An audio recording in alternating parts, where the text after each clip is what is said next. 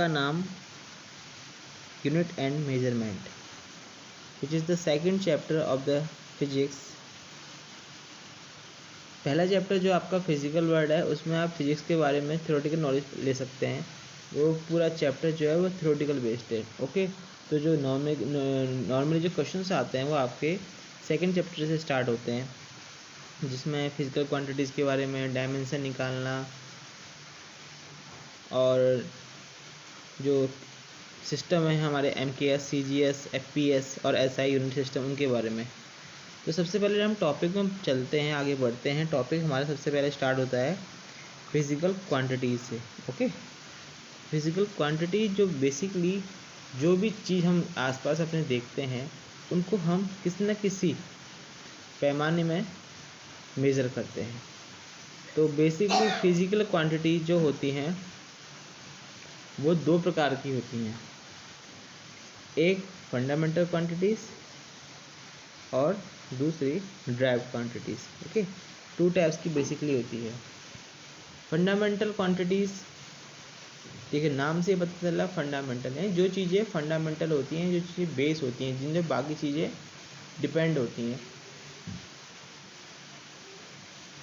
तो बेसिकली जैसे लेंथ को हम मेज़र करते हैं मीटर में, किसी चीज़ का मास हम मेज़र करते हैं केजी में, और टाइम को हम मेज़र करते हैं सेकंड में।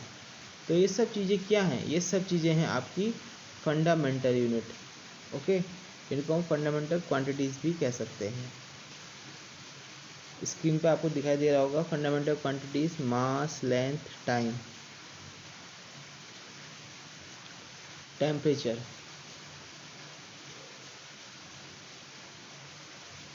अब इसके बाद जो हमारी सेकंड यूनिट आती है या सेकंड क्वांटिटी आती है वो होती है आपकी ड्राइव्ड। अब जब तक उसमें आगे बढ़ते हैं थोड़ा और बात कर लेते हैं।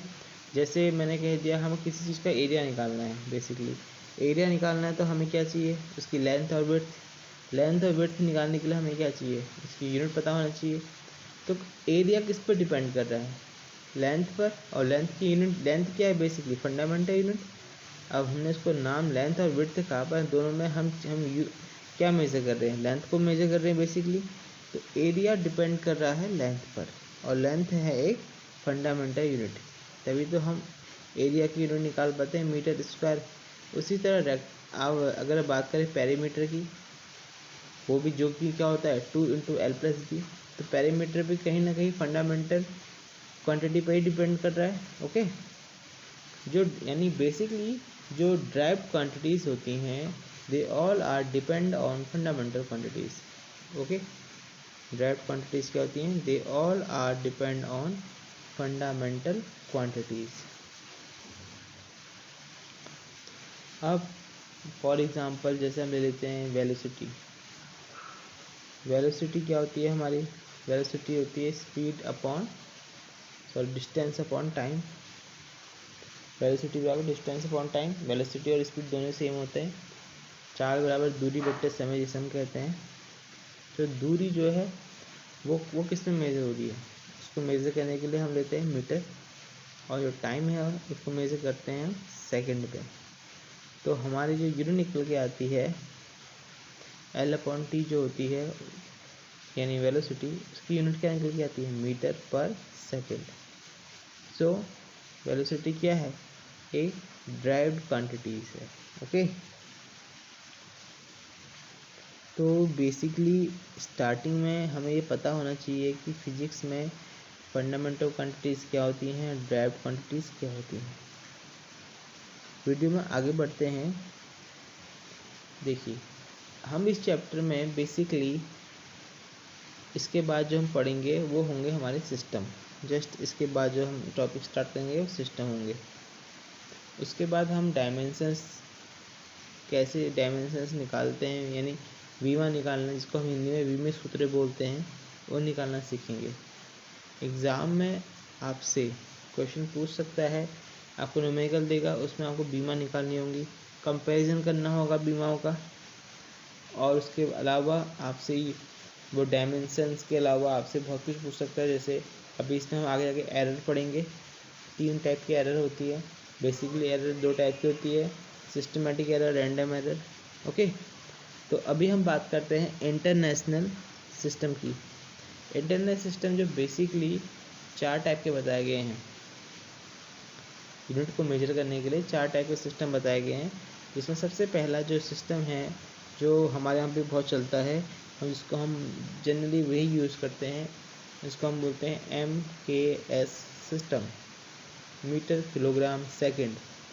MKS सिस्टम में क्या होता है, जो लेंथ होती है वो मीटर में मेजर होती है, मास जो है केजी में मेजर होता है, और टाइम जो है वो सेकंड में मेजर होता है। ओके, तो ये आपका जो है पहला सिस्टम है, लेंथ, मास और टाइम के लिए। इसके अलावा जो सेकंड आता है, इसके बाद जो सेकंड यूनिट आपकी में इंटरनेशनल सिस्टम आता है जो मेज़र करने के लिए यूज़ होता है, वो होता है आपका CGS। ओके, CGS जैसा कि नाम से पता चल रहा है, वहाँ मीटर था, वहाँ M था, वहाँ C आ गया, वहाँ K था, यहाँ G आ गया, और उस समय वहाँ भी S था, यहाँ भी S है। तो CGS क्या है, यहाँ भी लेंथ, मास और टाइम के लिए यहाँ पर जो हमने यूनिट ले रखी है वो है आपकी सेंटीमीटर, मास के लिए ग्राम और टाइम के लिए सेकंड। थर्ड यूनिट जो आती है वो है आपकी FPS। F का मतलब होता है फुट, P का मतलब है पाउंड और S का मतलब है सेकंड। यानी यहाँ पर लेंथ को फुट में, मास को पाउंड में और टाइम को सेकंड में मेजर किया जा रहा है। ओके, ब्रिटिश इंजीनियरिंग सिस्टम, जहाँ ब्रिटिश में FPS सिस्टम ही चलता है। इसके बाद जो आपका फोर्थ सिस्टम है वो इंटरनेशनल सिस्टम है, इसको हम इंटरनेशनली SI यूनिट बोलते हैं। SI यूनिट रेशनलाइज्ड MKS सिस्टम पर ही आधारित है। ओके, जैसे एग्जाम में आता है what is the SI unit of, तो SI यूनिट क्या है, बेसिकली MKS सिस्टम पर ही डिपेंडेबल है। तो जो सिस्टम MKS फॉलो करता है वही SI यूनिट भी फॉलो करता है। इसको सिस्टम को रेशनलाइज्ड MKS सिस्टम भी कहते हैं। तो वीडियो में आगे बढ़ते हैं। देखिए, सिस्टम हो जाएंगे जो हमारे कंप्लीट, उसके बाद हम बात करेंगे इसके न्यूमेरिकल्स। इस चैप्टर में न्यूमेरिकल्स भी बहुत हैं। इस चैप्टर आपकी बेस के लिए 11th में जो बेस है वो आपको ये चैप्टर बनाएगा, तो इस चैप्टर पर आप गौर करिएगा, इसको ध्यानपूर्वक समझना है आपको। ओके,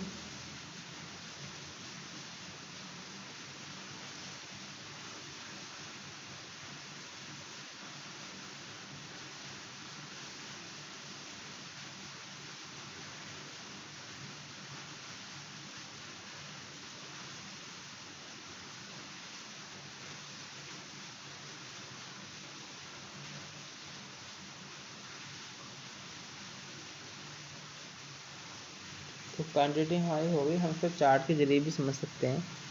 यहाँ बेस और सप्लीमेंट्री। बेस का मतलब जो बेसिक क्वांटिटी होती है वो हमारी है length, mass, time, current, temperature, this और अदर फंडामेंटल क्वांटिटीज़। और सप्लीमेंट्री क्वांटिटीज़ जो होती हैं वही जो इन पर बेस्ड हैं। अब इसके बाद सप्लीमेंट्री ड्राइव्ड यूनिट में हमारी दो और चीज़ें हैं, क्वांटिटी है। एक है प्लेन एंगल और एक दूसरा है सॉलिड एंगल। प्लेन एंगल जो 2 डायमेंशनल होता है उसको हम रेडियन में मेज़र करते हैं। ओके, प्लेन एंगल जो 2 डायमेंशनल होता है उसको हम रेडियन में मेज़र करते हैं। हम जानते हैं एंगल बराबर क्या होता है, आर्क अपॉन रेडियस। तो वहाँ से हम डी थीटा बराबर DS अपॉन R, ये फॉर्मूला आपको याद रखना, बहुत ही इंपॉर्टेंट फॉर्मूला है। सॉलिड एंगल क्या होता है, 3 डायमेंशनल, अगर किसी एंगल का 3 डायमेंशनल व्यू लें तो उस केस में एंगल को हम स्टेयर रेडियन में मेज़र करते हैं। स्टेयर रेडियन बहुत ज़्यादा छोटा होता है और वहाँ पर स्टेयर रेडियन बराबर जो होता है वो होता है DA upon R square. Okay, तो आज के इस टॉपिक में इतना ही। मिलते हैं नेक्स्ट टॉपिक में। धन्यवाद।